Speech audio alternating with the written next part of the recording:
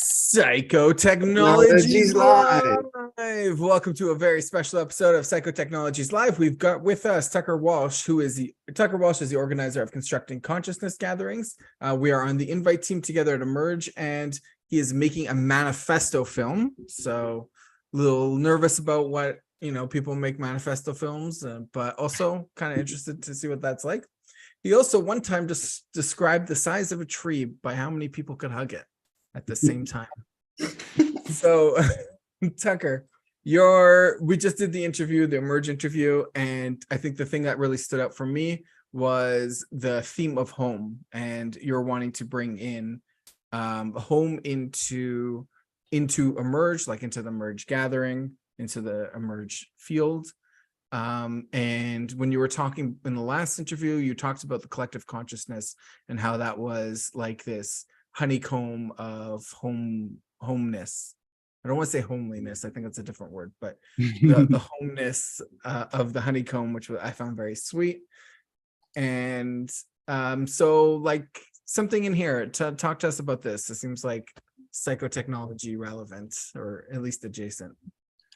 Yeah. Well, in a sense, one could say that that's sort of what this whole thing is about. And when I say this whole thing, I mean life itself. It's kind of, in a way, just creating deep connection in all the different holonic ways possible. So there's like, our individual self feeling at home in our collective or in our family or with our psychological parts or with the unfolding circumstances of life's events. There's the feeling of communion with a romantic partner and then creating new life that is literally a part of you that is born in a new form. There's the spiritual coming into a sense of oneness and unity and non-duality. And so there's like this dance of coming home. And the way I described home in the previous interview we did was that home is that feeling that there's no place in the entire universe I'd rather be than right here, right now. And so it's just that sense of being fully here. Like I am here now in the unfolding ever-present now. And there's so many different moments and textures and experiences in life that where one can like really feel that on a deep level. And I think basically at their core, a lot of psychotechnologies are helping to create states of feeling deeply at home in the way that I described. Or they're there to kind of illuminate that which is preventing the natural flow of life from bringing one to feel at home in all the ways I described. And so gatherings and being in person, for me personally, feel very soul enriching. I love creating communities. It's funny. I have a memory arising right now of when I was a teenager, and my parents would allow me to have big parties at my house. Ooh, maybe I shouldn't be saying that live. And I would be the kind of this community weaver, and would invite kids from both public schools, from the local private school, from my baseball team, from the neighborhood that I lived in. And I would just like bring all these different people together and invite them over to my house, and everyone would intermix and get to know each other. And we'd have some of the best memories of my entire life. Some of the memories where I felt like just so fully at home. And I was literally at home in my family home, but also at home, and with a capital H, home, a feeling of just being so grateful to be alive. And so in many ways, the gatherings that I'm doing around the world and the Emerge conference itself, it's a weaving of many different tribes and bringing people together to feel at home. I kind of have this question. I'm also a connector, networky people type. And I pull people together in a room, and then I sometimes sit there and I ask myself, why did I even do this? I know it's great, but like, why am I doing this? And I'm curious if you have an answer of like, why do you bring people together?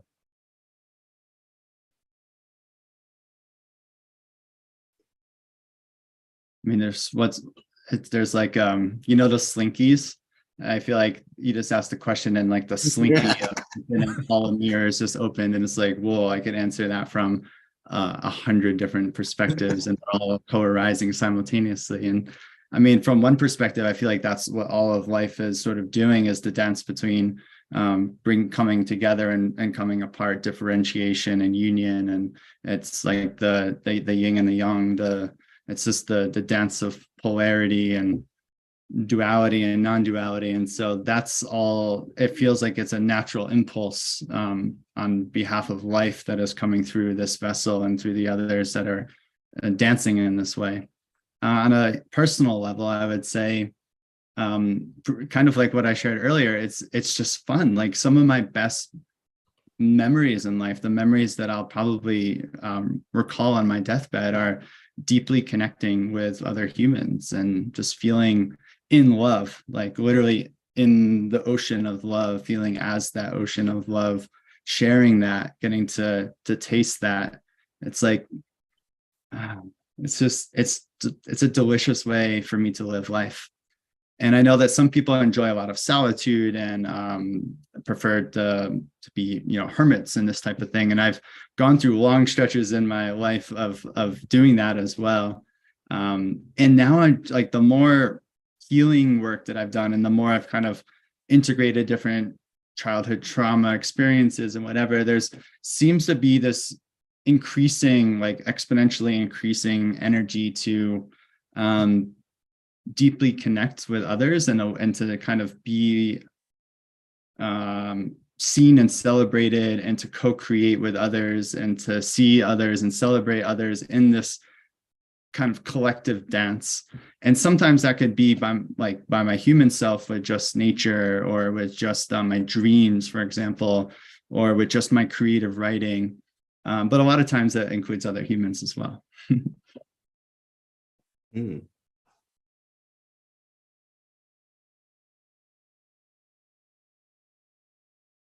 I'm curious if you have a sense of inclusion and exclusion. What makes the sort of person you want to include in your gathering? Like, how do you pick if this person suits? Yeah, you just went right to that. Well, if we're talking, so I'm doing different gatherings that are happening and under different names. They're ones that I'd love to talk most about here are the Constructing Consciousness gatherings. We had our first one in Sedona, Arizona. It was right after the WTF Integral Conference last November. We had 44 people that attended that. It went, for me, like really, really well, and better than I ever expected. And immediately after that, there arose invitations to do one in Europe prior to the IEC Integral European Conference. That's coming up in May. We just sold our last room 2 hours ago or so. So that's full. We have 35 people attending that. And then we're planning to do one right before the Emerge gathering for 4 days. And yeah, how do we, so I'm working on this project with Fionn Wright and we, a lot of it is sort of intuitive. And so a lot of it is frankly finding people that we want to hang out with and befriend and want to spend time with. And I think that I'll just kind of speak for myself, but there's something that I want to just be very upfront about that. It's like I'm creating gatherings to basically invite my friends into them and to be around people that I feel really nourished by. And so some of that is just intuitive. It's just an energetic felt sense of, oh, wow, I've noticed my body enjoys being around you. And there's like this sense of opening up to you. Some of it is through different types of more cognitive filters around like where is one orienting developmentally, how much shadow is kind of coming up in our interactions. Do we sense that this person has a capacity to be in interpersonal spaces without causing too much harm, or and then of course there's all the different diversity factors around race and age and the different types of sectors or backgrounds that people are working in. And then a lot of it is just like people kind of come out of nowhere and they just fall into our collective field. And it's a sense of, it's almost like there's been times where I felt like somebody's soul has kind of knocked on my door and been like, hey, I really want to come to this gathering. And I have, no idea if I'm completely constructing that out of thin air or not, but it's just sort of a sense of, well, that's information. And sometimes it just feels important to honor that sort of mysterious quality of feeling as if someone just needs to be there for some reason that is not really I can't really calculate it or rationalize it. So there's like a whole a whole mosaic of different ways in which these gatherings come to be. And I sense that will continue to evolve. At first, there was a lot of people that were somewhat affiliated either directly or loosely with Stages International, which is the ego developmental model that Terry O'Fallon started, and Pacific Integral, Jeff Fitch and Tom Murray and Kim Barta. These are names that some of your viewers may know. And so they attended, and they were kind of like they are still like the wise elders of this growing collective, even though they don't have any sort of official role in the actual CC organizational structure. So a lot of the people that were first attending were sort of orbiting around that nexus and that world. And as we continue to grow, we're expanding that out and kind of doing what I'm doing like I did when I was in high school, of continuing to pull people in from different tribes and creating a bit of a meta tribe.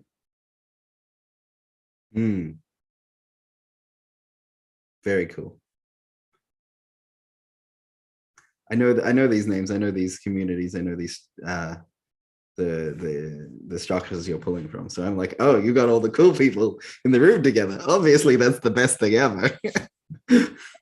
That's funny. Yeah, it's funny how we conceive of what's cool or not. Because there's times where I have other friends that aren't necessarily in the meta modern or integral or whatever world, and I'm like, God, I feel like from their perspective, this must seem so sort of geeky and nerdy and stuff like that. But when I'm there, what was nice about the CC gathering in Sedona, and we'll see what the one in Hungary is going to be like. I imagine it will be similar in the sense that, a lot of us had developmental models or different frames. We shared different maps, and there was a shared, a loosely shared language that was in the collective.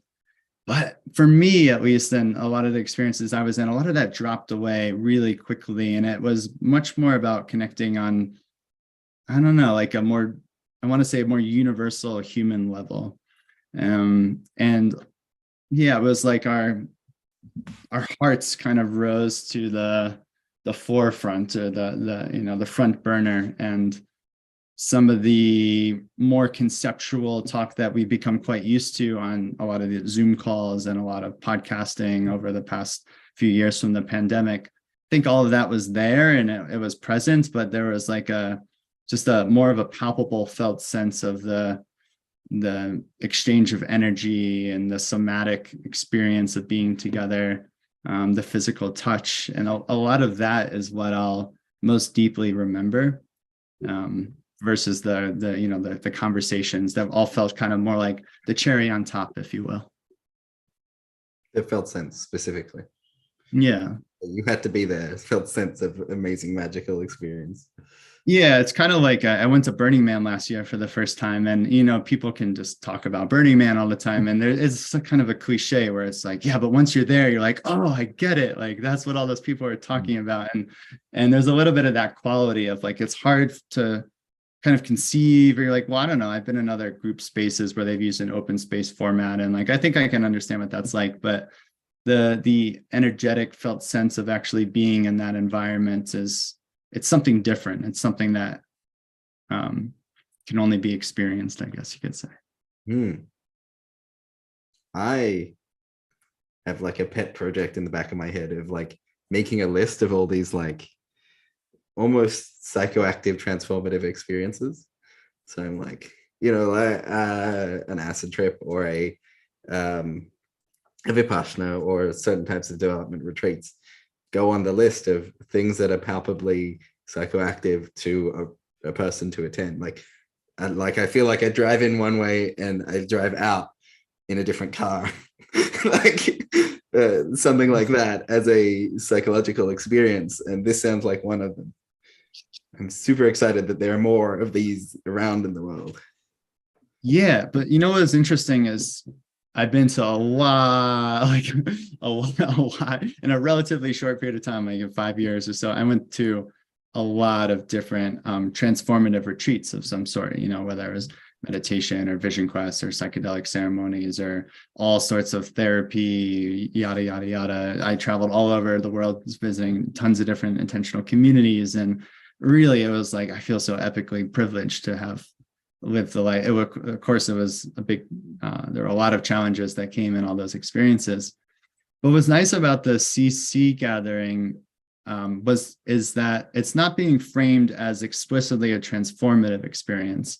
Like, we're not necessarily trying to change anyone, and we're not like, change will happen. Change is inevitable. Change is happening right now. This change is always changing. And so it's almost like we don't need to worry about that. But it's more, this is my framing and the way that I've attempted and my co-collaborators have attempted to frame it. I'm sure everyone orients to this differently, which is part of the beauty of it. But it's more like coming home, and which is kind of like, you know, when you go home to your family home maybe, and you just kind of collapse on your couch and you eat ice cream and you're just like, I remember doing this when I was 12 years old. And there's just like a familiarity with it.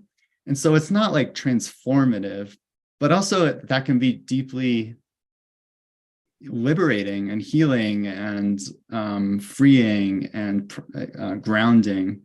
And all of those are the conditions that can often lead to transformation. So it's like it's a slightly different framing, but it ultimately could very much lead to the same place. When I go back to my family home, I regress. I'm like, I become a 10-year-old again. I do like, and my siblings do as well. And like, oh no, we're back here being the younger version of our stupid selves that got into little bickering arguments. But doesn't a small part of you enjoy that? Yeah, a little, but also like terrifying. Like, I thought I was older than this. But also, I think that the work, the like internal psychological developmental work, needs to be done on my younger self anyway. Like, that's the part of me that needs help and support to grow up, rather than my adult self who's like, I'll be fine, you know, I'm an adult. This guy doesn't need help. It's the younger one that really struggled and needed a little bit more guidance. Yeah. So yeah, impressive if that's like an effect that you can harness. Yeah. Taking people back. Yeah. And I'm sure everyone can, I imagine it's a almost universal experience of having some, even if very subtle, form of regression. And I don't want to necessarily always problematize that. I mean, yes, there's shadow and unhealed wounds and all this stuff. And I think that's all really important to look at. But for me, I just saw my two sisters the other day. They live in Denver, and my brother as well. And we had a little Easter brunch thing. And I don't know, it felt like deeply relaxing in some way to just not have to, I don't know, to just allow that regression to kind of just be what is unfolding now. And it wasn't causing harm. I didn't experience it. Yeah, so I feel like regression can be fun and interesting, and it's not always a problem.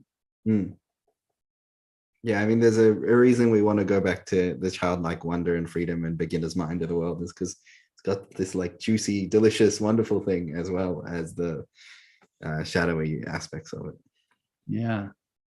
Yeah, totally. I'm in Kim Barta's year-long shadow training program right now, and a lot of what the stages model talks about, or what it's really helped me illuminate, is ways in which I will, for example, deeply connect in a collective that is orienting in a fourth person perspective, which is like a postmodern or integral perspective.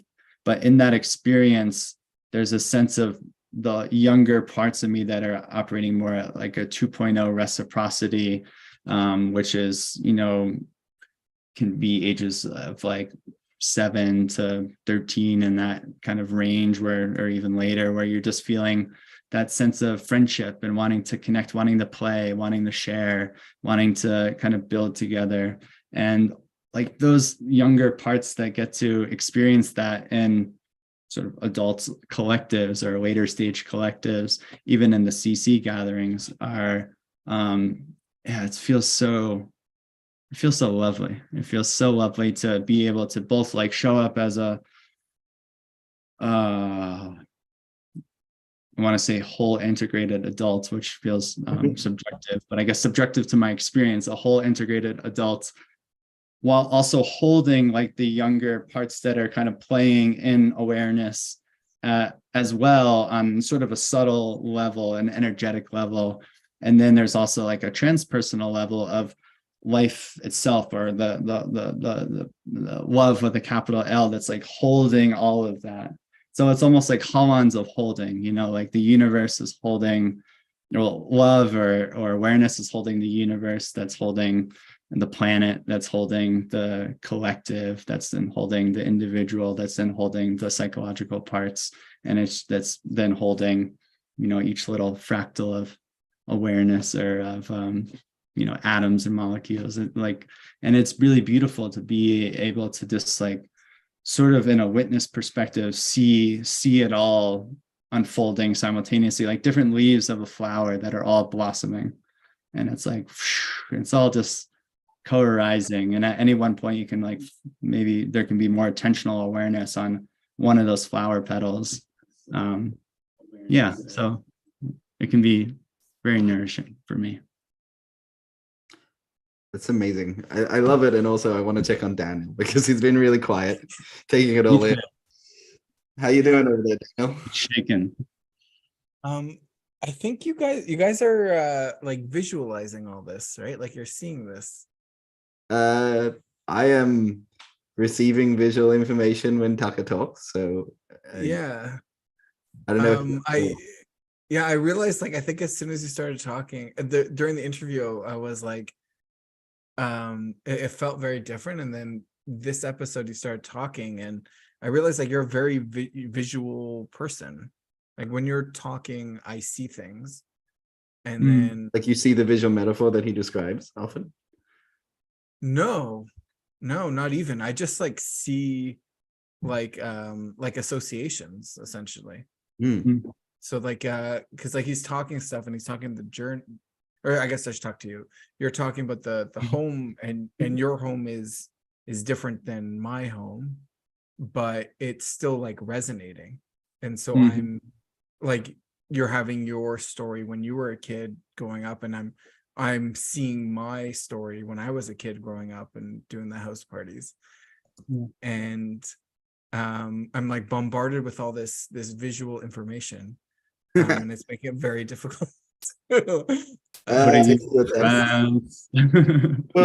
it sounds like Tucker has I'm gonna go ahead and say, Tucker, you seem to have a gift for speaking to your personal lived experience that is evoking other people's lived experiences as well, which is very powerful.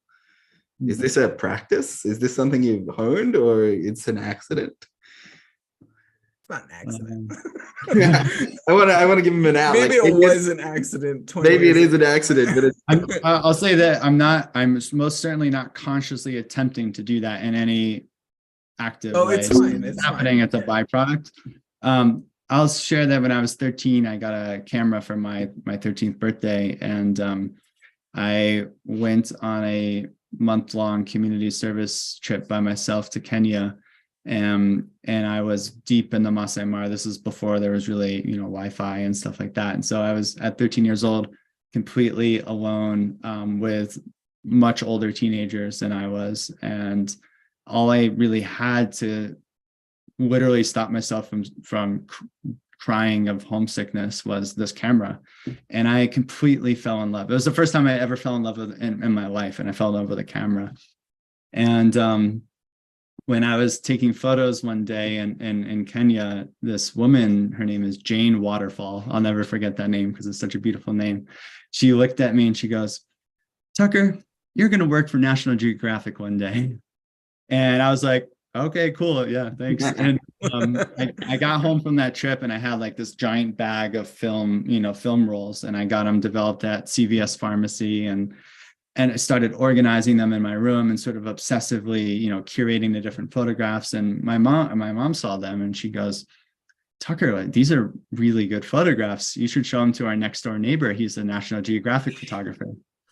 And so I started working for him that summer. I basically apprenticed to a National Geographic photographer when I was 13 and became just absolutely devoted to being a photographer and then later a filmmaker.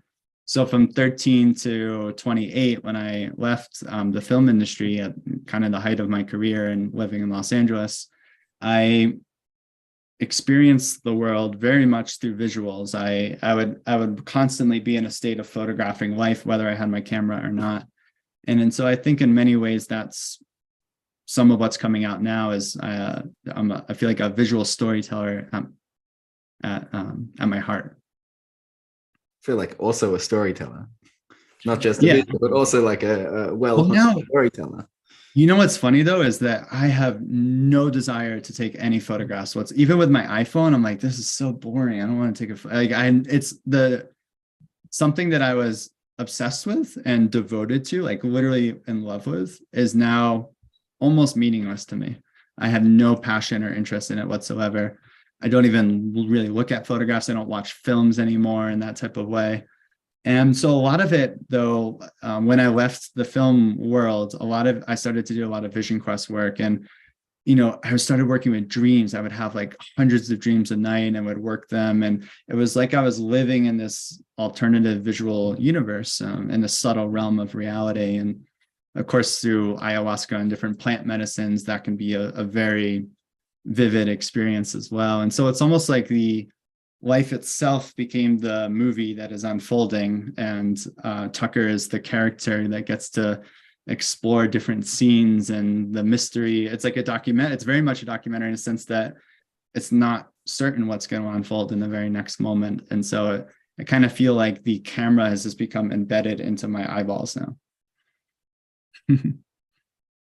Yeah, I think you've answered a question for me, which I didn't even know I was asking. Which is something like growing deeply into ourselves involves, you've made this move of putting the camera into your eyeballs. And I think there's a move like that for putting ourselves into our own experience, like relationally, or like re-embodying our deeper selfhood or something. Which is exciting because I think you answered a question that I didn't ask, that I've been pondering for a while. So like, we must re-embody ourselves in our experience. Yeah, and there's a way in which when I was a photographer, I was very introverted as a kid and definitely had all sorts of, teenage insecurities, and some of them still linger today. But there was a way in which I used the camera as an excuse to get to connect with people. So I remember traveling in different cultures and feeling like, oh, I can go up to the stranger on the street and tell them how beautiful they are and tell them how much I love their smile because I have a camera and I'm a photographer and I have a badge and I work for the Washington Post, and I can just it gave me an excuse to love. And the part that was very challenging about when I left that film industry and kind of I went through this big death and rebirth journey was, now I don't have the facade anymore. I don't have the mask. So now I, as just a human to human, I have to be comfortable enough opening up and loving another. And the more that I did that, the more that I received it directly. And instead of receiving it as, oh, Tucker, you're amazing. Your photographs are so beautiful. You make the most incredible films. You're so awesome.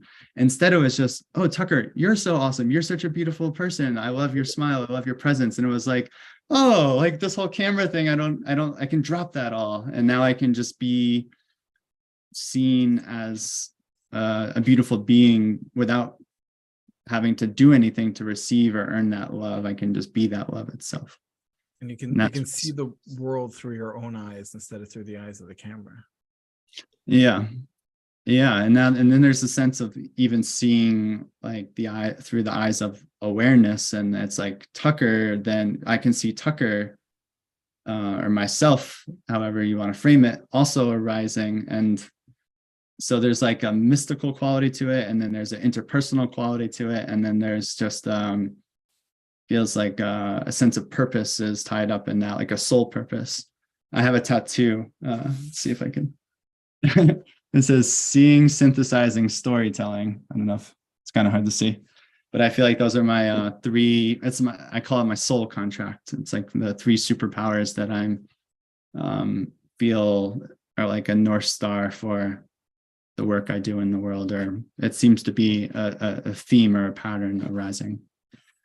Did that shift when you had your rebirth, or like since you've been like, I guess, living this new life? Did which part shift? The seeing, synthesizing, storytelling. Like, do you feel like you're doing other things now, or it's something you do versus maybe before it was more like your contract with the universe, and now it's like become just a part of you? Well, I hold it it's like these different identities arise, and we can put them on and identify as them or with them. And then sometimes they loosen and they become part-time identities. And then sometimes they just become a tool in the toolbox that, one can pick up to play with or to use for a constructive purpose. And that's much more how I have all these like little tattoos that are these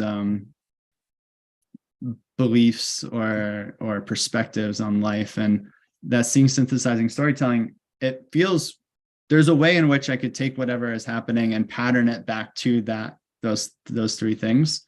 And so I don't think that I'm diverging from it. But at the same time, it's not something that I'm like consciously filtering life through and on a very frequent basis. It's more of like it's like a fun expression of one way to construct or conceive of or feel, and as a felt embodied sense of what is happening. So I feel like it's like a both and. It's maybe the simplest way to say it. I want to point our questions towards emerge. So got this living camera that is Tucker. It's like wandering around emerge. Like a living camera. I love that. Well, what's going to happen when the living camera walks around experiencing emerge?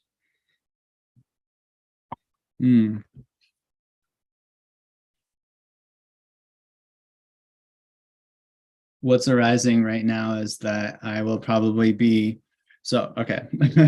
when I was a photographer, I was always a documentary photographer. I never did like fashion or setup stuff. It was always about being, in the streets, or often in very different cultures, often speaking with people that come from very different worldviews and perspectives. And there's a sense of just looking and kind of seeking and attuning to what is unfolding, and then boom, in like a split second, there's a moment. And I still have that quality, almost like a snake that's slithering through different spaces, and I'm waiting to find the soul that I feel magnetically drawn to. And it's very intuitive, because like my body's already in motion before the mind is like, oh, I think I like that person because they are an Enneagram, blah blah blah, or what. It's more just like an intuitive, heat-seeking soul missile. And so probably that will be very much what happens, is I'll just be looking for someone, either someone I don't know or someone I know, and would just be like gravitating towards people, and almost like I'm plucking them up and bringing them into the weave of my life, and potentially the weave of the CC gatherings or of other gatherings I'm hosting, or other collective spaces online and in person. And so and then there's a part of me that's like, well, I just want to find my new friends. I just want to meet new people that I can continue to touch base with and go and visit. And maybe there'll even be a future romantic partner that's there. And, it's like, so yeah, it's interesting. I don't feel like I'm going with any sense of needing to network or in any sort of professional way. I think that will happen as a result of the friendships that are made naturally. And I think the intuitive soul guide in me will attract the people that I need to, and I can just let go and trust in that process. And of course, it's a reciprocal exchange. Other people will also come to me and feel that, and so it's not like it's just a one-way street. But yeah. How you going, Daniel? Yeah. I thought I had it there for a second. It slipped. This is fascinating. I'm starting to get a handle on I think the way you see the way you are in the world. Maybe it's not even like the way you see it, just like, I guess, like who you are in the world. When you're talking the maneuvering, not the maneuvering, but like the going through the event, going through the space, and like snatching those moments, and like the visual moments, and it's like intuitive. You're not really doing it consciously. It's like it's a very different way of being in the world than something that I'm used to. I think that a lot of people we talk to are, which is awesome. Like, that's great. Like, that's great that you're here, so we can have this part as well. Something that's like coming up for me as well is you're doing the documentaries. I assume most of the time you're kind of like a ghost, or like you're not part of the world. You're just sort of just trying to grab the pictures. And in this one, you're both, I guess. You're doing the manifesto, the document, and so you're going to be that ghost, so like taking the pictures and looking at the visuals, but also you're part of the development team. So you're also making the thing that you're going to be part of, like that you're going to ghost in or something. And Yeah. I'm curious how you're juggling it, like how you're relating to those. Yeah, I love that framing. That's really cool. And well, I don't know actually where this comes from, but I would use it all the time. And when I would write pitch decks in filmmaking, I would say fly on the wall. And that's kind of another way to say a ghost. There, but not there.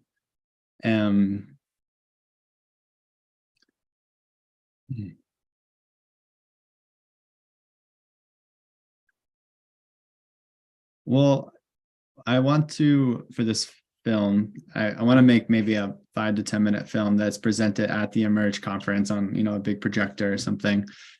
And what I want to do is to interview maybe 30 or 50 people that are going to be attending the conference, try to get a broad swath of different voices and characters. And it's a very similar process to the visual process of finding that perfect moment. It's about interviewing someone and asking questions that the types of questions that I like to ask for filmmaking purposes is evocative questions that bring out the heart and the soul and the emotion. And so it's much less about what's happening on the conceptual level, simply because a film is, at least the film that I'm talking about, like a manifesto style film, it's often short sound bites. So there's not really time to go into the multidimensional, complex theoretical answers. That's great for a podcast format or for a written book or something like that. But for a film, it's like, how can we capture the soul, the heart of what is this emerging collective that is forming and continues to unfold? And it's very similar in a sense that when I talk with someone, they'll just be one line, or there'll be one moment, or there'll be one facial expression. I'm like, that's it. That's it. That's it. And so they talk for an hour, and I take those 3 moments of that's it. And it's just it's a knowing. It's just it's like when you're a basketball player and you just know when it's going to go in the hoop after it leaves your fingertips. Like you have enough practice, I guess, to sense when that moment is there. And then I basically take all those that's it moments and then weave them and synthesize them together into a chorus, into an anthem, and essentially create jazz music. And that jazz music then evokes the viewer, hopefully, if it's done well, it evokes a sense of feeling at home with what they're viewing and feeling almost emerging into feel a deep sense of connection with not only the people that are on screen, but also to their own sense of self that is arising as a resonance, as a sense of coherence with the people that they are listening to and watching. So yeah, that's one way that I could speak about it. And I realize I'm setting a pretty high bar for myself. So I'm mildly nervous in all the best ways. Yeah, I'm just reflecting on this phrase of what is emerging, which is deeply connected to emerge. What happens when Tucker is on the ground at emerge like a snake, gathering these moments, striking for these amazing moments? But it's not just Tucker, because there's another 400 or 500, I don't even know how many people also doing the same, looking for these moments, and in their own ways, with their own psychotechnologies, with their own practices, bringing out their own experience of what is the magic. I'm like super excited by the what the field will be in that sort of place. Me too. Yeah, me too. Yeah. What I'm curious about is, there's a way in which I will sometimes wander, like the seeker, maybe the inner seeker wants to keep like, well, what's in that other room? And then what's in that other room? And there's never a sort of settling and being with what is. And I worry that in such a big space with so many different people, there could be the capacity to always, like, a little bit of that FOMO thing of like, yeah, but I want to go. And then you end up just wandering around the whole time. And so that's something I'm naming for myself to look out for. And also wanting to, maybe we could feel into ways to invite people into spaces. And almost like, in a ceremony, a lot of times in a plant medicine ceremony or any type of ceremony, you have to be there at a certain time, and then the doors close, so to speak, and you can't leave until the ceremony's over, like both for safety reasons, but also to hold the energetic container, and to create a sense of like letting go into the sense of, oh, I'm here and I can let go of all the parts or voices of me that want to be somewhere else, and just fully surrender to being here now. And in that deep state of presence, often a lot can arise that might not have the chance to when there's a sense of like, whoa, I just want to keep moving around in this ocean of people. So that's something to feel into, is when to bring in structure and when to bring in rules and boundaries and containment, and when to allow flow and like a free form dance that is contained by uncontainment or something like that. I'm curious. We talked to Layman, who said he hopes for small pockets where people can run away to recharge, particularly introvert type people. They can run away, they can recharge, and then return to the main space. In terms of space design, you sound like you have some experience being in various spaces. Like, what sort of space design would you be bringing, or in, like, haranguing the other organizers, say, we have to do some of this? What would you be bringing if you could design some of the rooms, some of the spaces? Well, I'd want to create portals so that people can time travel into different multidimensional experiences and feel a sense of getting to travel the cosmos together with people that they love and are falling in love with, or people that maybe they have a lot of resistance with and tension. I don't mean to exclude that aspect. And so I don't know what's arising as Burning Man again, and there's this giant, playa they call it, and it's just absolutely massive. And when you're there, on your bike and you're just looking out, and it's a sea of lights, it is like completely and utterly disorienting. Sorry, I keep having this buzzer go off. It is completely and utterly disorienting. And so the only thing to do is to just be like, well, fuck it. I'm just going to start pedaling my bike. And then, I think my body wants to go a little left. Oh, what's that way? I think I'm going to just go over there. And then there's all these little stations, basically, these little portals. And sometimes you can go inside of them, and you go inside of them, and all of a sudden the rest of the universe disappears. And there's just this weird space with artwork and music and different lights. And then you meet someone, and you talk to someone, and all of a sudden your 2 hours have gone by, and you just are lost in this beautiful conversation. And meanwhile, there's 80,000 people that are outside all around you that are experiencing other little different moments of portals and drop-ins. And so I'd like to bring some aspect of that, of like creating little magical moments where people will find the deepest portals of connection in the most unexpected places. And I think that's a big contrast to the traditional conference format, where it's like, Daniel Schmachtenberger will be talking on stage A from 11:30 to 1 o'clock, and there are rows of seats. And that's also great and fine. And I enjoy those experiences as well. That can be part of it. But imagine if it was like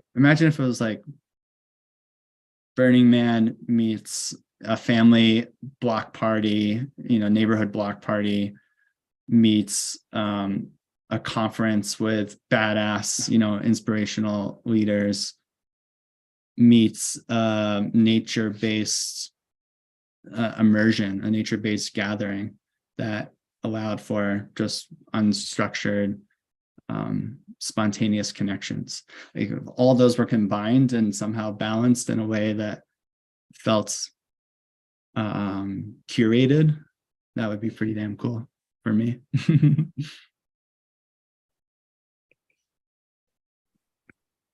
Yeah, I'm still here. I don't know if I'm talking to what's salient, so I'm just like putting myself out there.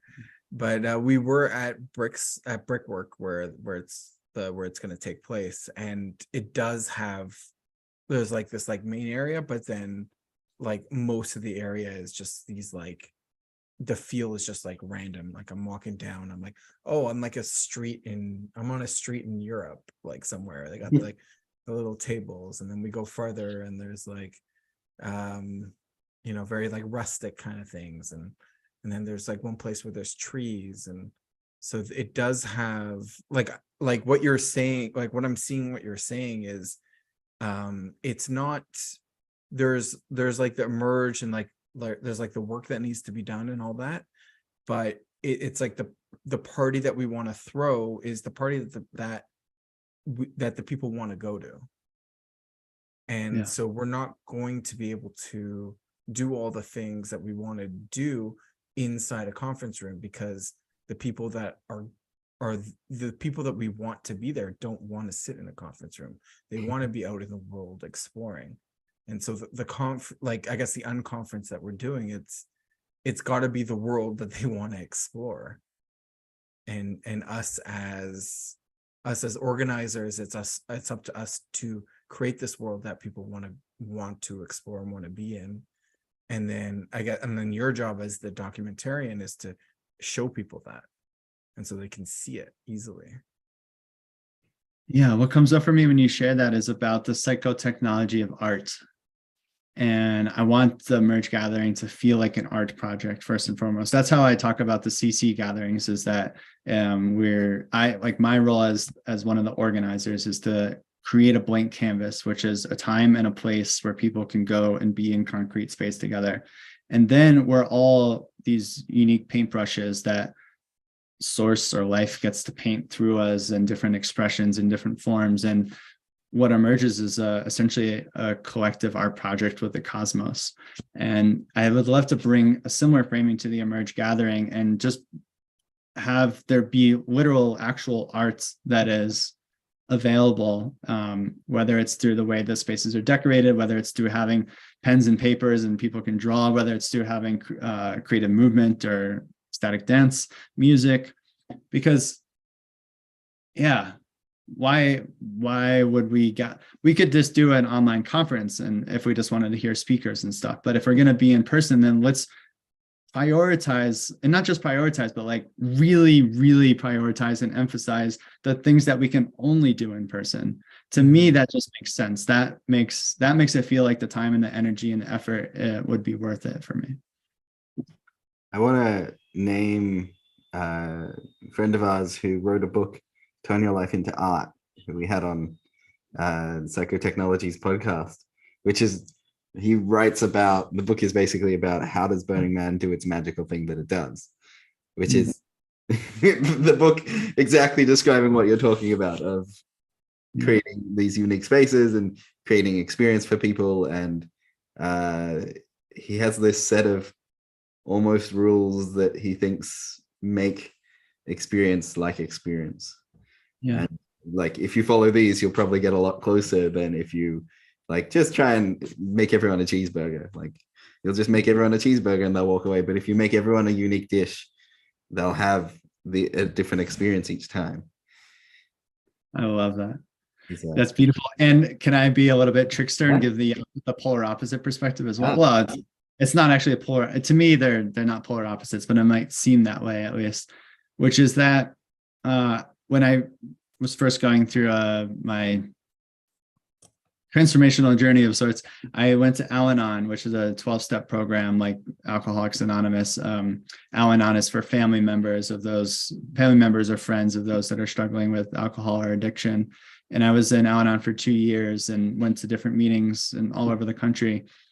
And Al-Anon meetings are often in these really fucking depressing church basements with, broken plastic chairs and disgusting coffee.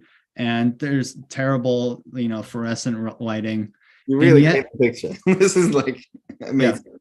And yet every single meeting, I never, ever once went to an Al-Anon meeting in the 2 years that I was going to it on a very regular basis that ever was short of a full-blown miracle. Like, every time I heard exactly what I needed to hear. I left feeling literally like more attuned to like a Christ consciousness of sorts, like filled with love. And so when there's a shared resonance, when there's a collective coherence, when there's a deep sense of intimacy, when there's a deep sense of safety and trust, a sense of belonging, when those like base core universal human needs can feel met, and when there's also a little bit of excitement or an edge or a something that's novel that's appearing, it creates the right ingredients or conditions for a sense of a flow state to occur.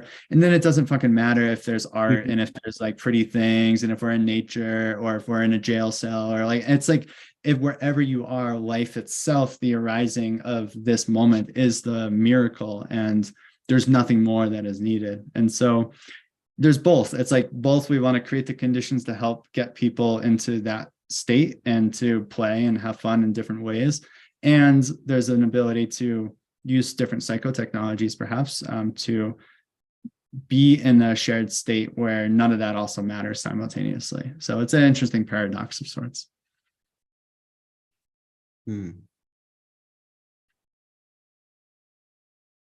People might have very different perspectives on that. This is just what's coming through me in this moment.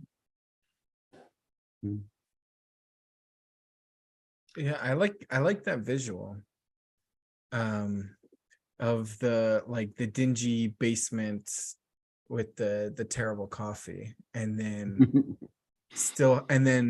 like you go there and it's like the expectations are so low and you don't want to be there, and you go anyway, and amazing, like it's amazing, like it's life, it's what you wanted, it's what you needed.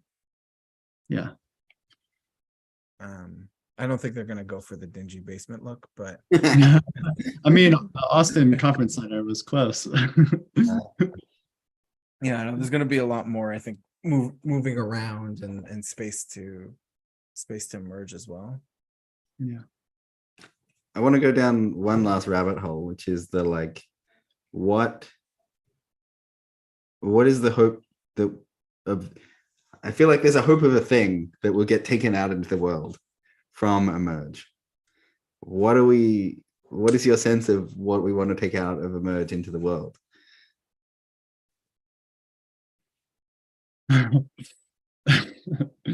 Oh, what a rose was, I guess, myself. Like, I hope I leave. I hope it's not I hope we're allowed to leave after the few days.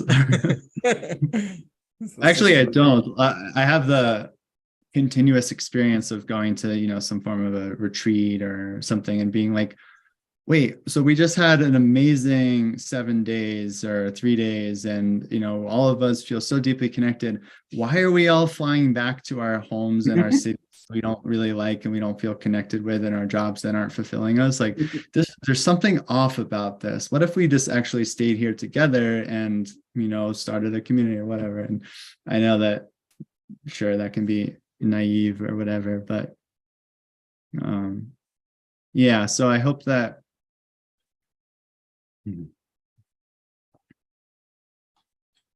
I mean, in a way, we're all co-creating each other in every moment. And so I feel like we'll be family by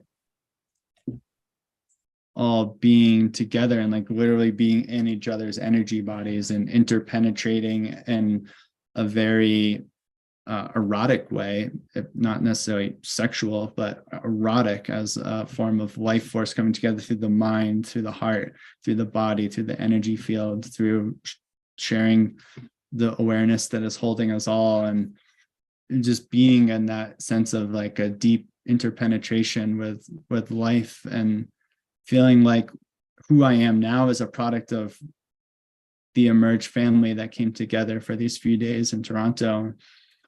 And yeah, I don't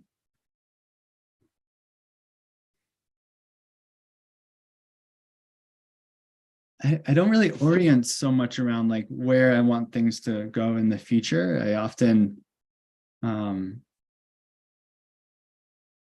just try my best to focus on what is here now, what is arising now. And if I feel like I'm being fully with what is arising now and to the most capacity that I have to just love and be present and be here and be with and the fullness and the wholeness of this moment, then the next moment will also sort of present itself from that. It's like the soil will be healthy, and whatever is birthed from that healthy soil will be what is birthed from it. But there's not so much of a attempting to construct like a future scenario in which we'll all evolve to or get to. And yeah, I mean, I do all that, and it's not like I don't ever do that or think about that, but I guess in this moment I feel just really present here with you guys, and I feel like we're in the emergence of Emerge right now, and I don't really know what's going to happen in an hour, but I'm sure it'll be something. Psychotechnologies.